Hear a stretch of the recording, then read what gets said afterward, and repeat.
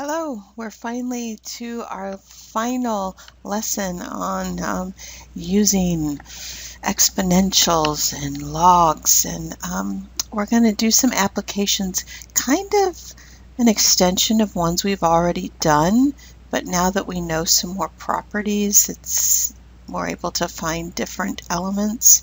So we're going to look again at compound interest, but we're going to look at compound interest that's compounded more frequently than just annual. What we looked at before was just straight up annual. So we're going to look at maybe quarterly, semi-annually, those types of things. And then how do I use the general continuous growth and decay model? We used Pert, remember that? A of t equals Pert when money was compounding continuously at an annual rate. So now what we're going to do is we're going to look at other substances that might grow or decay at a constant rate. Okay, and so all of our pieces do the same thing. They're just identified just a bit differently because we're not talking about money for that. Right, so you remember the annual constant rate of growth is given by A of t is equal to little a, which is the amount that you start with, times 1 plus r. R is the rate at which it's growing. If it's negative, then it would be 1 minus r, and it would be a rate of decay raised to the t power. And that's basically saying that you're getting your interest once every year. But a lot of institutions will compound more frequently, maybe quarterly, so 4 times a year, maybe on the trimester 3 times a year, maybe twice a year. So when the compounding occurs other than just every year, the compound interest model changes, and what happens is that a lot of the pieces stay the same. We still have A of t, that's the amount at the end, is going to equal the principal, the amount that we deposit, and then our growth factor here becomes 1 plus the rate, expressed as a decimal, divided by the number of times that it's compounded, and then that whole thing raised to the number of times it's compounded times the number of years it's left in there. Okay? And the cool thing about this is now we have the knowledge to solve for pretty much any of these variables. Okay? All right, so when we're solving a compound interest, start obviously with the formula. That's where I usually start. Remember what each piece is. A of t is the amount at the end. Okay, P is the principal, that's the initial amount in the beginning. The R is the interest rate, it's always in a decimal. N is the number of times that the interest is compounded. So if it's annually, that's 1. That's what we did earlier in our unit. If it's quarterly, then N will be 4. If it's semi-annually, N will be 2. Monthly, N will be 12.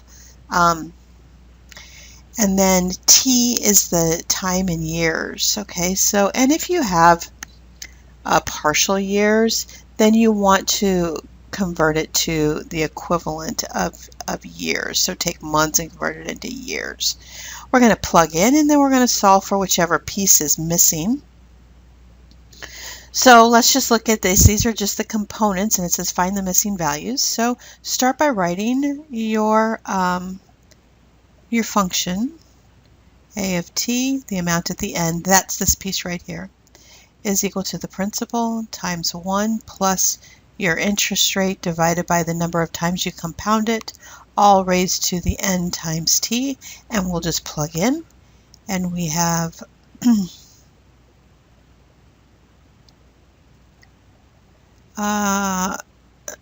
12,500 times 1 plus 0.028 over 2, all raised to the 2 times 30, which is going to be 60. This pen is now giving me little fits on my straight lines too. Okay. I start here in the parentheses, and I get 12,500 times 1.014. This is 0.014 here, and I add 1 to it, raised to the 60th power. Get rid of that long line that I hate so much. Oh my, I just want to cry now. I'm tired. I'm doing this all week. Not to be a complainer, but I am complaining. All right, so when we plug that into our calculator, we get 28,786.40. All right, so the way I do it is I take 1.014, I raise it to the 60th power, and then I multiply it by my beginning balance. Notice in number 2 that we are now not looking for the amount at the end, we're looking for the amount that we began with. Okay, so again, I start with my formula, and I plug in what I know. I know $563.65. Don't know P. 1 plus 0.012 divided by 4 raised to the 4 times 10, that's 40. Remember, it's n times t now. N goes here, and an n goes up in the exponent. This simplifies to 0.03. So I get 563.65 divided by, this is 1.03 to the 40th.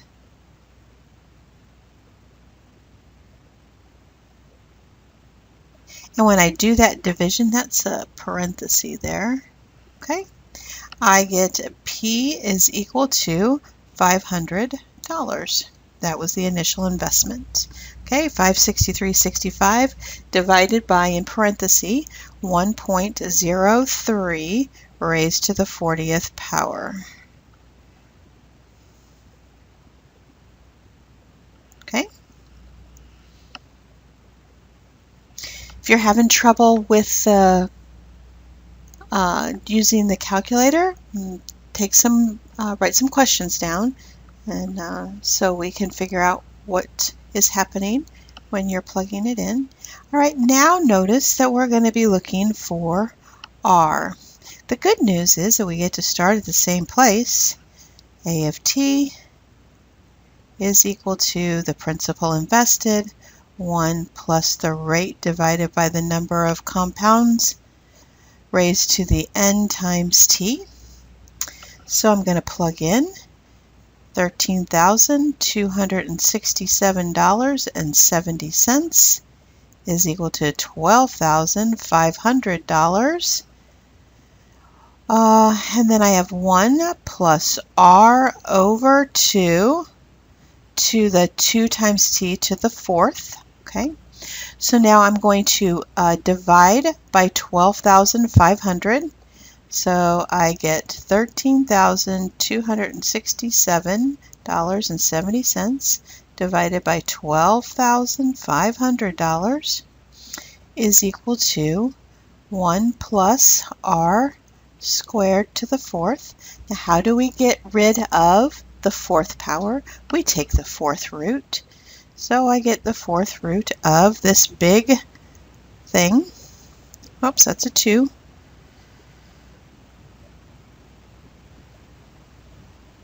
Just takes a long time to write it.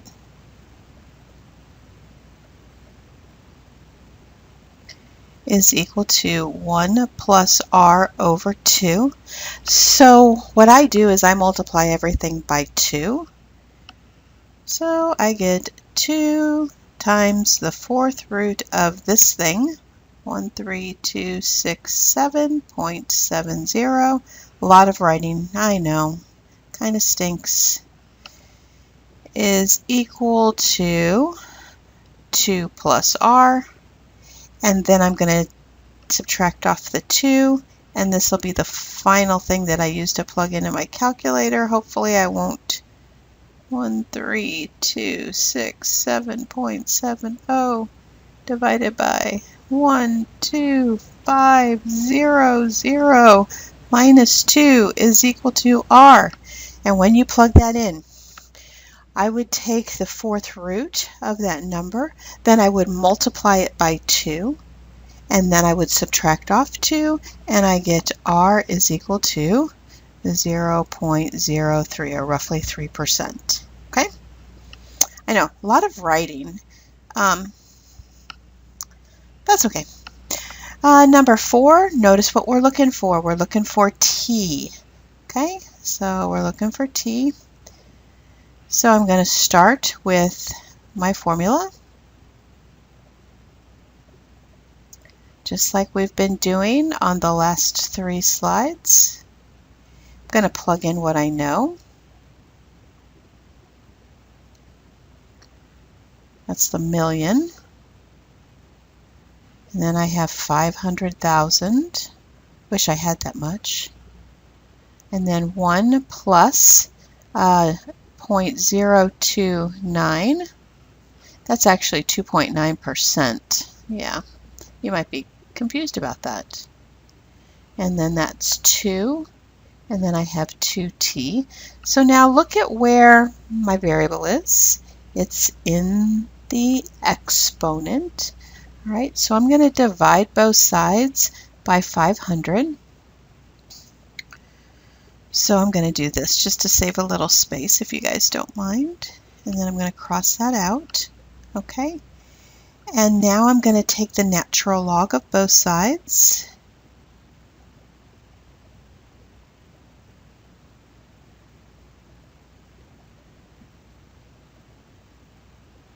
Over 500,000, drop to 0 there, is equal to 2t. And this becomes the natural log. Whoops.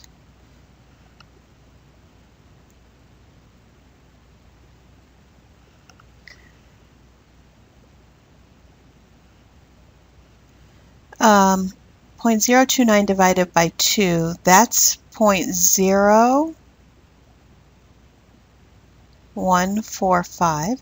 So this becomes the natural log of 1.0145. Okay, so now I'm going to divide both sides by 2 ln of 1.0145. So if I divide this by 2, natural log base e of 1.0145. I know it looks messy, but it's not too bad. Okay. All right, so do the top one first, finish it completely off. So press ln and plug in the million number 1119656.69 divided by 500,000. That's all in one parenthesis. Okay, hit enter. You should have 0.806169292. And then we're going to hit divide. And then in a parenthesis, we're going to put in 2 and then ln 1.0145, and we need 2 parentheses, one to finish off the input and the other to finish off the whole divisor, and hit enter, and we get it's going to round to 28 years equals t. 28 years equals t. Okay.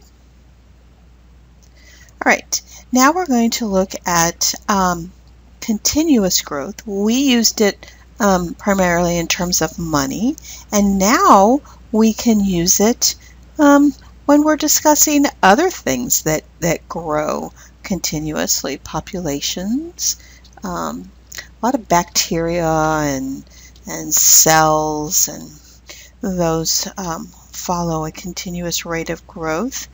And so notice here is the equation we're used to seeing. All right, P was the principal, E is the natural base E, R is the growth rate, and T is the amount of time. So the alternate equations, they basically mean the same thing. You just have to realize what you're plugging in. F of t is the amount at the end, and the little a, that's in the same position as the p, so that's the initial amount. And then E is the natural base E. K, if K is positive, then it's continuous growth. If K is negative, then it's continuous decay. And then T is the amount of time. Okay, so K, whether indicates the growth or decay, and it depends on if K is positive or negative. Right, so we're going to use this alternate form. We're going to look at a half-life of plutonium, and we know that it takes 24,000 years, or they tell us that it takes 24,000 years for half of the matter to decay, and so they want us to determine the value of K. Well, at the surface, it doesn't look like we know enough information, but let's go ahead and write down what we do know and see if we can get this thing to work out here. So we know that T is 24,000 years, and we know at 24,000 years, the ending amount is half of A. So let's start with our general equation, and let's write it down, and now let's plug in what we know. Well, the only thing that we really know is two things, that f of t is half of A, and we know that T is 24,000. So notice how you have an A here and an A here. And so they're going to cancel each other out when you divide both sides by A. And so you're left with 1/2 is equal to E to the 24,000 K. I just put my variable at the end. We're used to seeing it that way. So remember how when we did half-life work before using the constant rate, we said it makes sense for our left-hand side to simplify down to a half, and notice that it's a half. We're talking a half-life type of situation, so this number should be a half, okay? All right, now I'm going to apply the natural log to both sides. ln of a half is equal to ln of e to the 24,000 k. Now I'm going to solve for k, so I get ln of a half is equal to 24,000 k times ln of e, but ln of e is just 1. So now I get ln of a half divided by 2 is equal to k, and the value for k is negative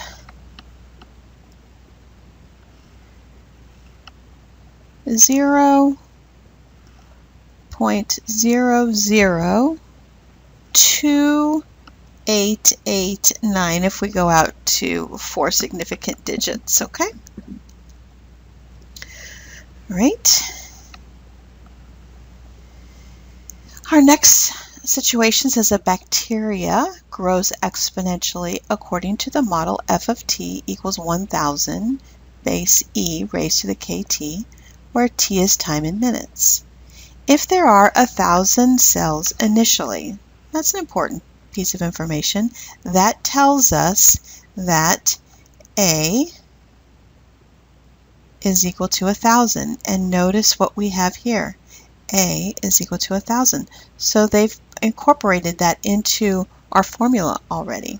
Had they just given us f of t equals A e raised to the kt, we would have known that A had to be 1,000. Okay? There are 1,650 cells after 40 minutes. So that means A of t is going to equal, or I'm sorry, f of t. F of t is going to equal 1,650 cells. And we know that t is equal to 40.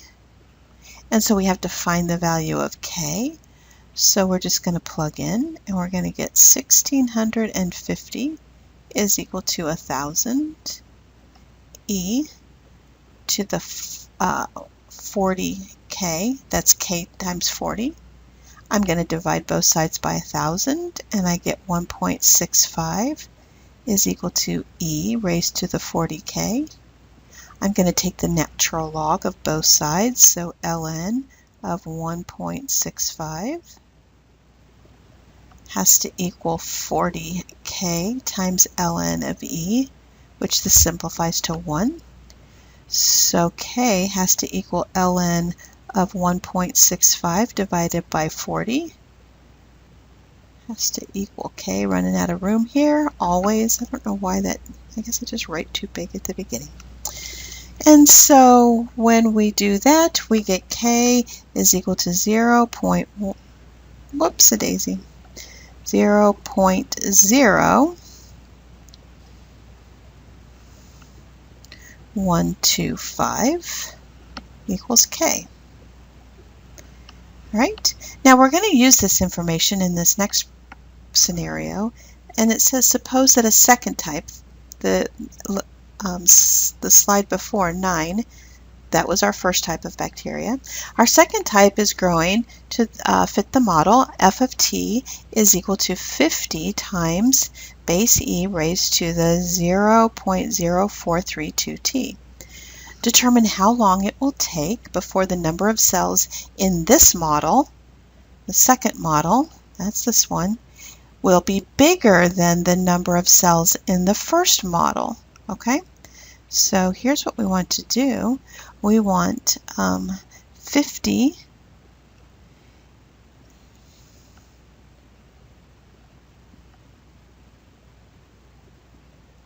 e to the 0.0432 t to be greater than 1,000. This is from our previous slide.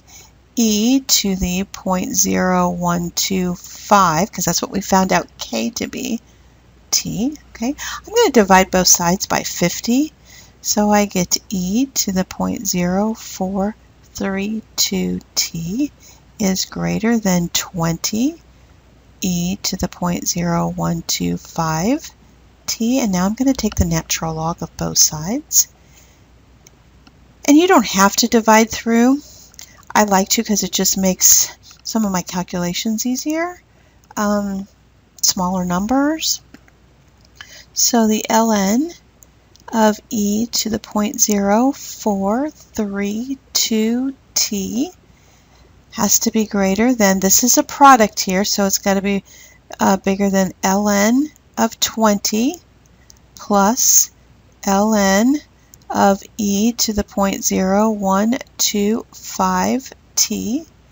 And now I'm going to apply my power, so 0.0432 t has to be greater than ln of 20 plus 0.0125 t. I'm going to move my t's over, and I'm going to factor out the t, so I get t and then 0.0432 minus 0.0125 has to be greater than ln of 20. So t, I just love that, okay, has to be greater than ln of 20 over, and then this number right here, you just do that, that math. You can find that first, you can do it second, and then t is going to have to be bigger than 97.6 years. Okay, years. All right, here's the problems that we're going to work in class. Take a peek at them. If you think you might need to do some before class, feel free. If not, that's okay. And I will talk to you tomorrow. Thanks for listening. Bye.